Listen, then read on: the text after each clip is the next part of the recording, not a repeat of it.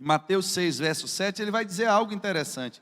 E quando orarem, não fique sempre repetindo a mesma coisa, como fazem os pagãos. Eles pensam que por muito falarem, serão ouvidos. Eu quero que você abra agora em Romanos 12, 12. Enquanto você está abrindo a Bíblia, eu vou continuar falando.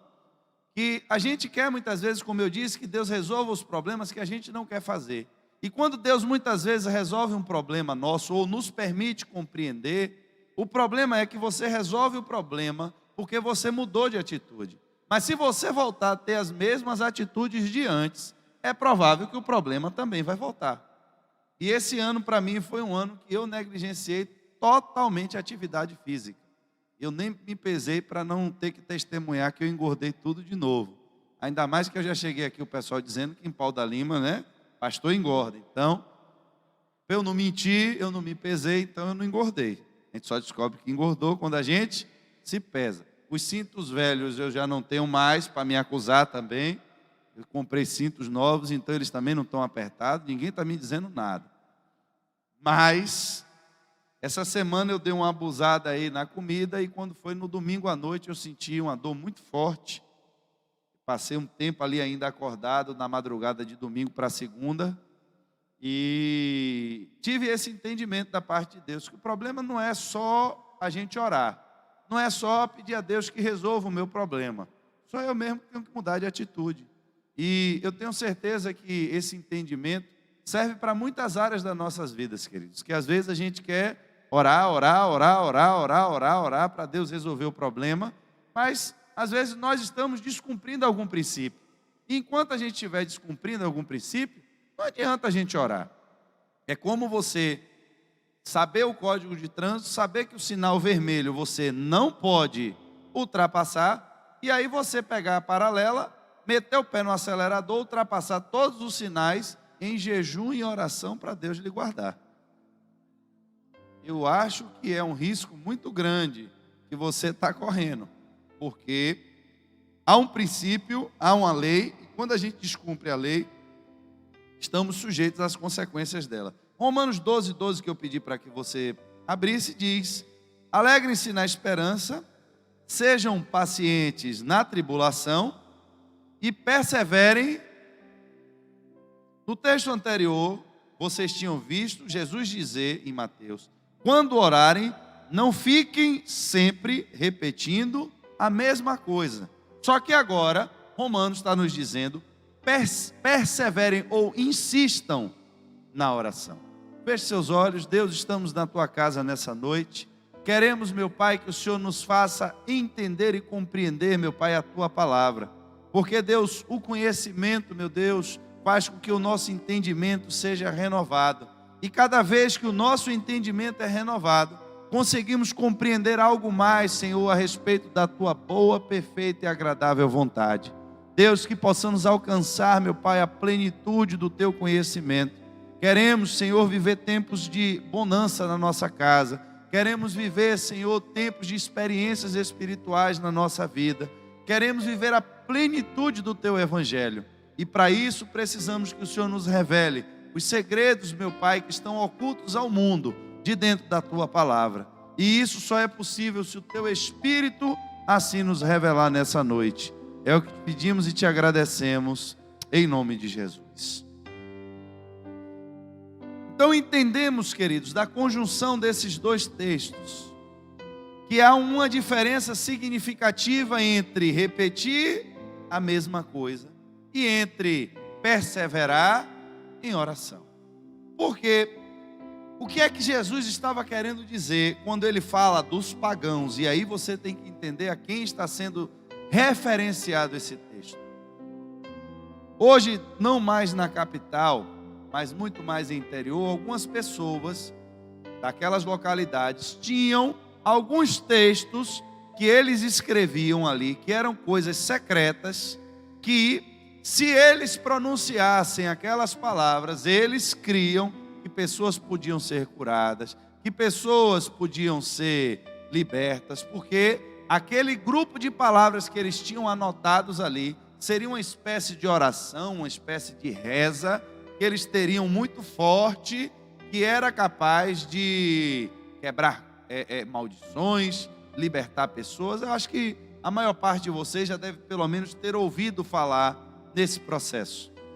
No tempo de Cristo não era diferente, e o grande problema é que essas pessoas, além de terem esses textos escritos, elas achavam que se elas repetissem muito aquele texto, ou repetissem muito aquela mesma oração, elas seriam ouvidas pela insistência da repetição. Só que muitas vezes, quando nós estamos repetindo algo, nós perdemos às vezes até a essência do que estamos falando. Já virou algo memorizado, é algo que sai da sua mente, mas não sai do seu coração. É algo que está na sua memória, e se você botasse um gravador para repetir, eu acho que você economizava muito mais. Porque você falar algo que você não está compreendendo, nem o que você está falando, qual o propósito disso? E é exatamente o que Jesus diz. Não é porque você repete que você vai ser ouvido. Só que se a gente ficasse aí, você poderia agora ter um entendimento diferente de que, então todo dia eu tenho que fazer uma oração nova para Jesus.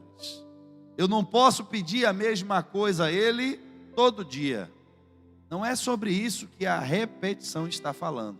Repetição é o que eu estou explicando a você. É se você tivesse um texto, como se você hoje, eu não estou querendo dar exemplos muito profundos para não querer causar nenhum choque, mas eu tenho certeza que muitas pessoas estão entendendo aonde eu quero chegar com essa ideia de repetição. Mas é como se você hoje sentasse na sua casa, pegasse uma folha de papel e escrevesse uma oração. Essa oração aqui é forte. E aí você saísse de manhã e lesse aquele papel e repetisse o que está escrito. Você chega em casa meio-dia, repete mais uma vez o que está escrito.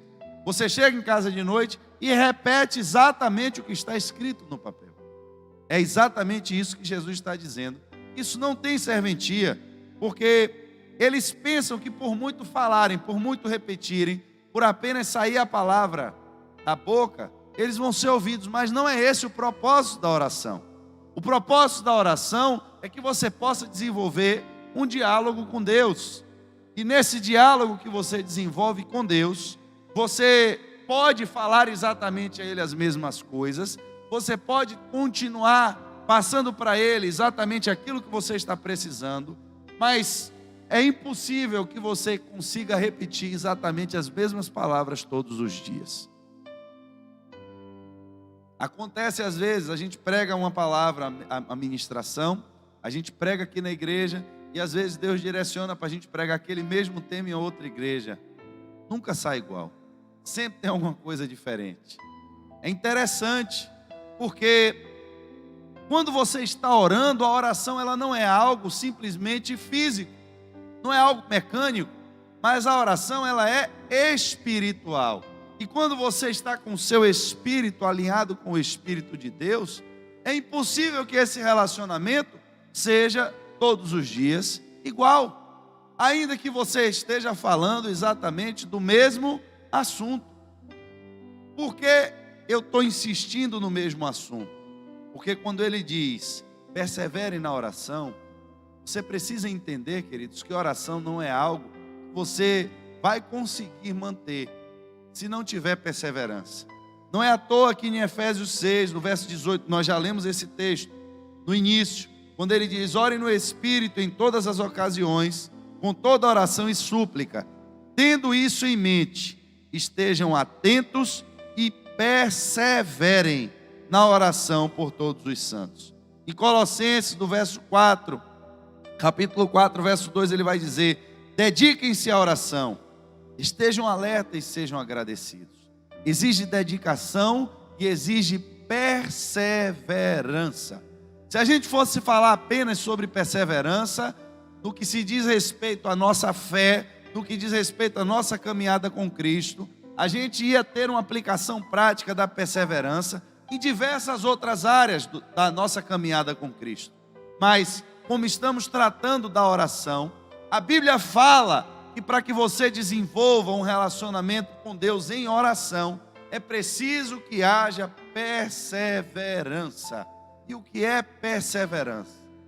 é a capacidade de você permanecer, é a capacidade de você insistir, é a capacidade de você continuar, mesmo quando aparentemente não acontece nada, mesmo quando as adversidades estão lhe enfrentando, mesmo quando o seu corpo pede para parar, mesmo quando o cansaço tenta fazer você desistir, quando você não cede, quando você permanece.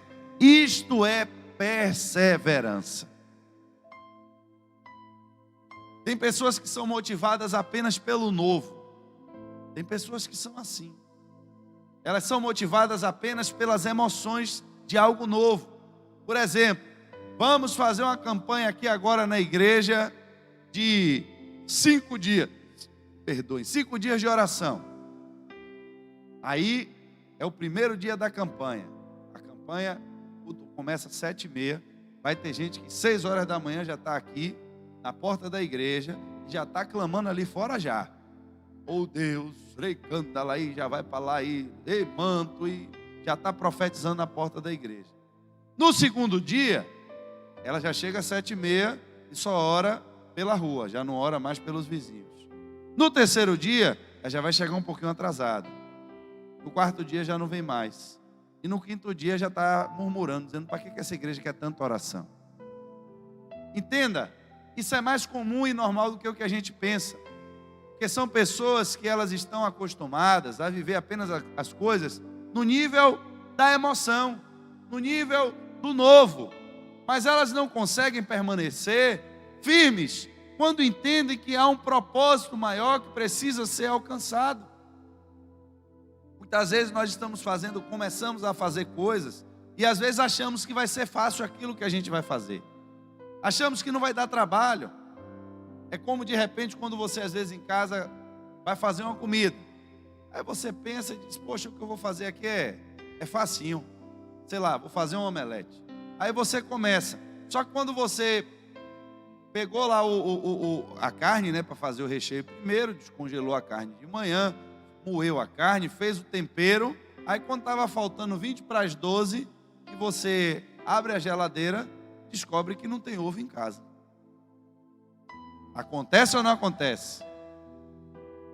Aí agora é onde vem a pergunta para você: o que é que você faz? Você persevera no seu projeto, vai almoçar mais tarde, vai ter que andar até o mercadinho, às vezes vai ter que trocar de roupa, porque a roupa que você está em casa não pode sair na rua. Parece que o exemplo agora foi forte, viu? E César hoje está animado. E aí você pensa: rapaz, eu vou ter que trocar de roupa, vou ter que ir na rua, vou chegar tarde para comprar 2 horas. Olha, meu irmão, sabe de onde? Deixa eu comer essa carne aqui. Mete uma farofa, né? Já está pronto aqui, meu irmão, e vai ser hoje carne moída mesmo. Não vou lá buscar ovo, não.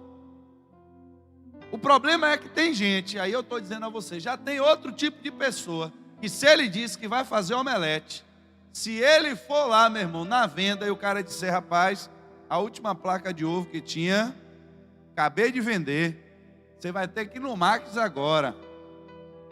Aí o cara vai andando no Max, chega no Max: rapaz, hoje o Max está fechado aqui, é feriado estadual, você não sabia não? Onde é que eu vou achar esse ovo agora? Vai ter que ir andando até a tabela, por causa de um ovo. Eu digo a você que tem gente que vai. Tem gente que vai. Irmãos, isso é uma capacidade que tem pessoas que já nascem com ela. Capacidade de ser perseverante. Meu irmão, se eu disse que eu ia fazer omelete, é omelete e acabou.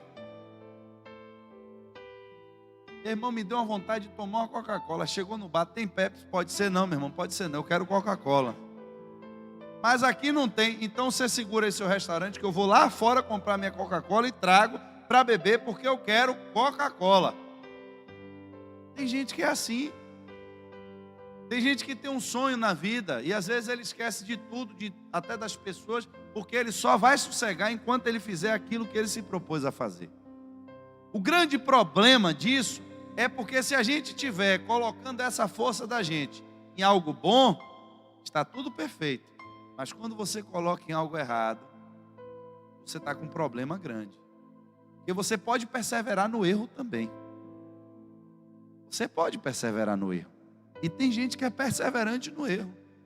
E muitas vezes essa perseverança no erro vem motivada pelo orgulho. Sabe? Para não dar o braço a torcer, para não dizer que é isso, que é aquilo. E você às vezes sabe o que fazer. Você sabe o que fazer. Você sabe como corrigir o problema. Mas eu não vou. Eu vou perseverar. Nem que eu me acabe todo aqui, que eu me destrua. Mas eu não saio do lugar. Eu vou perseverar também no erro. O problema é que quando a gente às vezes persevera no erro, a gente tem mais força do que para perseverar naquilo que é bom.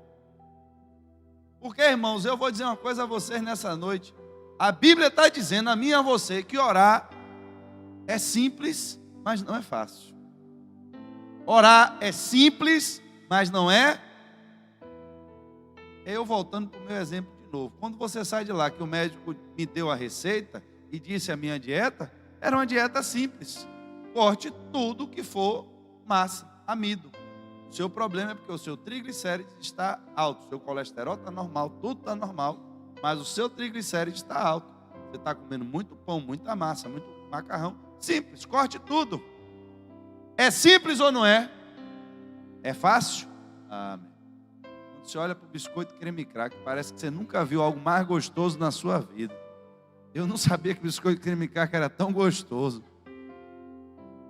3 meses sem comer um biscoito, sem comer farinha, sem comer macarrão, sem comer pão, sem comer arroz.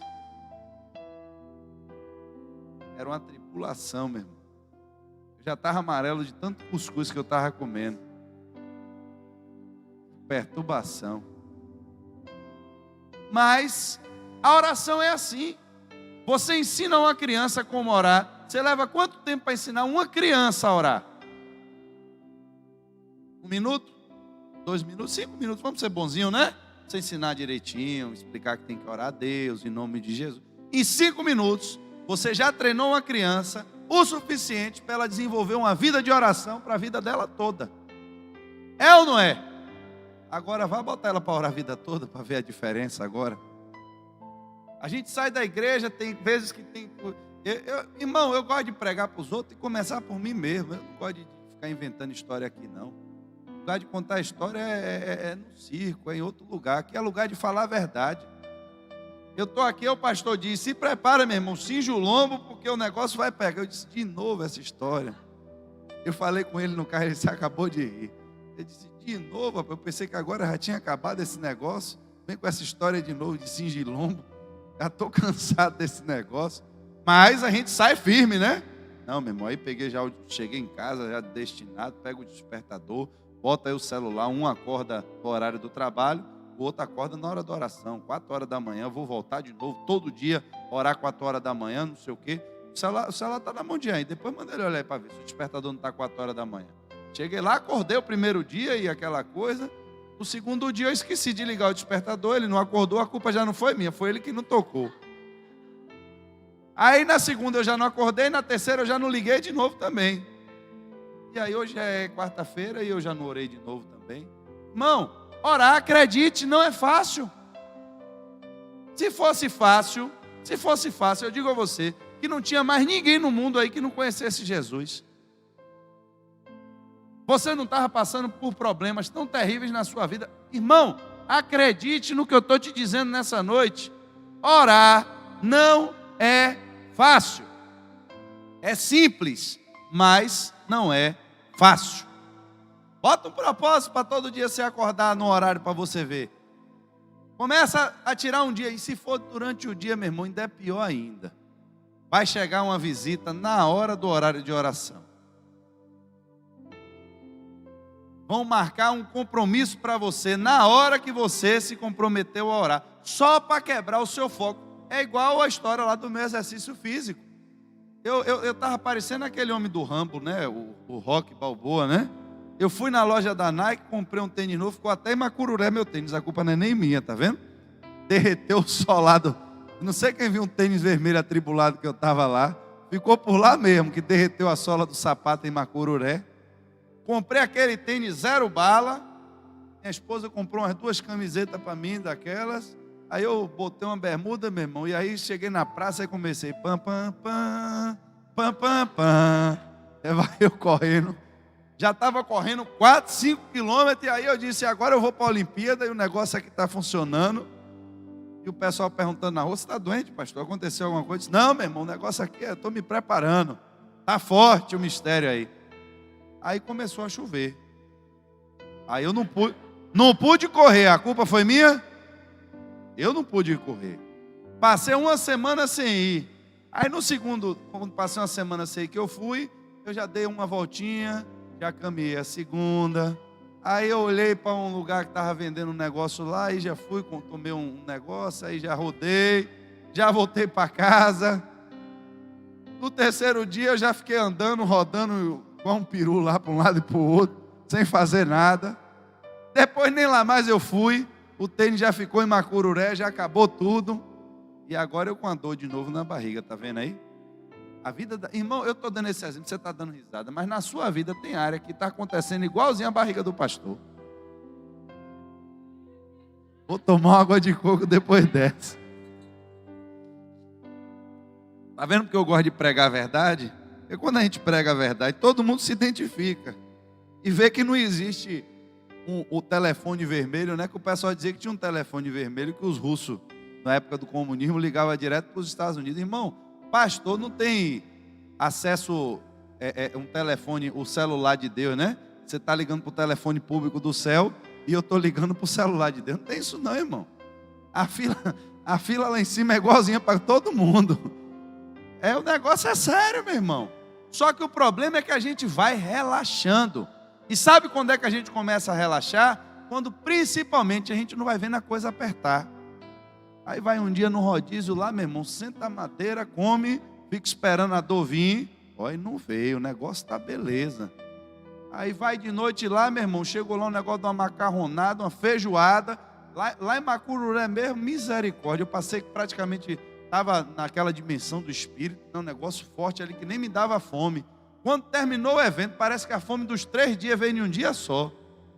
Eu não almoçava, não era porque eu não queria, não é que eu não estava com fome mesmo. Quando eu cheguei de noite lá, meu irmão, na casa do presbítero Henrique, esse homem botou um prato, eu botei uma colher de pimenta dentro, meu irmão, comi aquele feijão, eu fiquei com medo, mas a dor que deu foi outra. Deixa essa história para lá que já passou. Essa já passou. Mas nada de dor de vesícula. Eu disse, olha, meu irmão, o negócio está beleza. Está beleza o quê, irmão? Quando aparece, só que aí Deus às vezes é misericordioso. Permite que o problema venha apertando devagarinho. Ó, meu irmão, vai acontecer de novo. Toma cuidado, mantenha a posição, fica firme. Que às vezes você está orando pelo seu esposo, aí quando ele começa a dar um sintomazinho de que melhorou, dá um sintomazinho de que já está começando a entrar na linha, na reta, aí você já começa a assistir para assistir a dona do pedaço, para não sei o quê, para não sei o quê. Daqui a pouco, quando você vai descobrir, meu irmão, o cara já está pior do que o que estava antes. Já está com mulher na rua, já está com dívida de agiota. Mas por quê? Porque você vacilou. Porque você deixou de orar. A Bíblia está dizendo, irmão, que a gente precisa perseverar na oração. Se a Bíblia está dizendo que precisa perseverar, é porque não é fácil. É porque vai dar problema, é porque você vai cansar, é porque você vai pensar em desistir, é porque você vai achar que Deus não responde, você vai desistir da fé, vai achar que esse negócio de oração é coisa de maluco. Só que ele está dizendo, então continue para você ver o que é que vai acontecer. Persevere para você ver. O que está em jogo aqui não é a capacidade de fazer ou não fazer uma oração. O que está em jogo aqui é a capacidade de permanecer constantemente em oração. Porque na hora que a gente vê o problema, faz igual o pastor, aí chega lá, bota o cronômetro, acorda meia-noite e quer acordar até o vizinho de madrugada, gritando dentro de casa, entrando no mistério, rodando no primeiro dia, e dá uma sapateada. No segundo dia já é hora deitado na cama já, Senhor, o Senhor sabe de minhas dificuldades, minhas necessidades, e vira para o outro lado e dorme. Irmão, é assim que acontece na vida da gente. É assim mesmo. Não venha me enrolar não. E aí eu acho interessante, porque por que a gente tem que perseverar com a oração? Uma das coisas que eu queria dizer, além de toda a resistência que já há no mundo do Espírito, para que você não ore. Essa é a principal característica e não existe outra. Se você pega uma coisa para fazer, irmãos, que vai ter algum resultado no mundo do Espírito, vai haver resistência. É espiritual.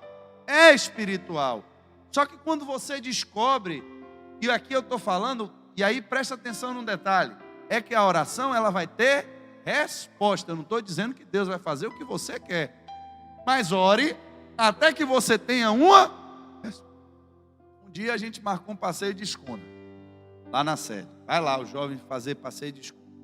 Chegou, meu irmão, faltando uns 3 dias, ou foi 2 dias, deu uma previsão de tempestade de Salvador. Aí os irmãos, né, cheio de fé, todo mundo, veio me procurar. Pastor, não vamos aceitar a previsão do tempo. Eu disse, amém. Esses homens estão valentes demais. Que negócio é esse? Será que eles vão inventar de orar no pelourinho de madrugada? Vamos fazer uma campanha para a gente orar, para Deus mudar o tempo. Eu aí comprei a briga. Vamos, é forte. Vamos orar para Deus mudar o tempo, para a glória de Deus e bora! Rapaz, eu fui orar, Deus me deu uma cacetada que até hoje, quando eu olho para o lugar, ainda dói. Não é, mas veja, olha agora pelo lado de Deus, né? Quando Deus mostra a gente a verdade. Não é muita ousadia. 30 meninos, os 30 jovens, né? Orar para Deus mudar o clima da Bahia, para você ir passear de escuna.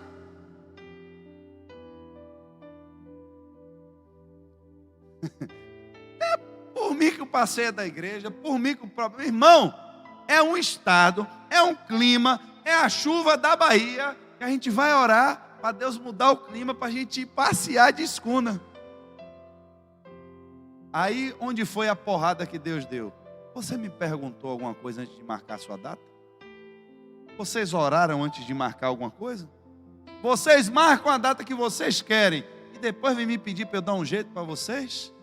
Rapaz, quando Deus me deu essa pancada, já levantei para dizer ao povo, meu irmão, cancela esse negócio e não vai mudar nada não. E não mudou nada mesmo não, foi chuva temporal e a gente mudou. Só que aí a gente entrou em oração. Olha o que a gente está fazendo agora, vai ter o evento. A gente não está esperando a tribulação acontecer para a gente orar quando a tribulação acontecer. A gente está indo antes no local, consagrar o local, consagrar para que não dê problema em energia, não dê problema nos esgotos, não dê problema nos ônibus. Irmão, a gente está orando antes do problema acontecer. E aí a gente chegou lá no local, e aí a gente começou a orar. Deus nos dá uma data, Deus nos dá uma data, Deus deu. Glória a Deus. Quando foi de manhã, nesse dia da data, o céu amanheceu preto e chuva para tudo que é lado. E aí agora, cadê a fé? 5 horas da manhã, meu irmão. Tempestade mesmo. Aquela chuva. Eu disse, meu Deus. Mas quem tinha dado a data foi Deus. Eu disse, ó, pode avisar todo mundo que vai ter o passeio. Manda todo mundo para a escuna. Teve gente que não foi porque o pai não deixou ir, porque na casa lá onde estavam saindo, estava perigoso sair com o carro de tanta chuva. Irmãos, quando a gente foi, chegamos lá na ribeira, o céu todo limpo. Teve lugares que a gente passava com a escuna que tinha aquela coluna preta de nuvem assim, ó. Salvador choveu o dia todo. Salvador choveu o dia inteiro. A gente via aquela coluna preta de água sobre a cidade. E onde a gente estava, um sol tão grande que eu fiquei vermelho, parecendo um pimentão. Foi só, ninguém tomou uma gota de chuva. O povo que foi pegar o pessoal de noite na ribeira não acreditou. Disse, vocês estavam onde que vocês acharam esse sol? Tinha horas que parecia que fazia um buraco no céu para ter sol só onde a gente estava. Porque agora a gente tinha o respaldo de Deus. Foi Deus quem nos deu a data. Meu irmão, se foi Deus que deu a data, pode agora chover, relampejar, vá, porque Deus agora autorizou. Só que o problema é que a gente quer fazer as coisas para quando começar a dar errado, a gente agora pede a Deus para dar um jeito de resolver o problema. Eu expliquei algo aqui, não sei porque Deus está trazendo esse entendimento de novo, mas deve ter alguém precisando. Eu dei esse entendimento aqui na EBD, não sei quantos estavam presentes. As pessoas se confundem nas coisas. Tem gente que fica orando para Deus escolher uma pessoa para ele casar. É possível que você fique orando a vida toda. É possível. Outra coisa é você orar para que Deus lhe mostre e lhe dê discernimento para que você possa escolher uma boa pessoa.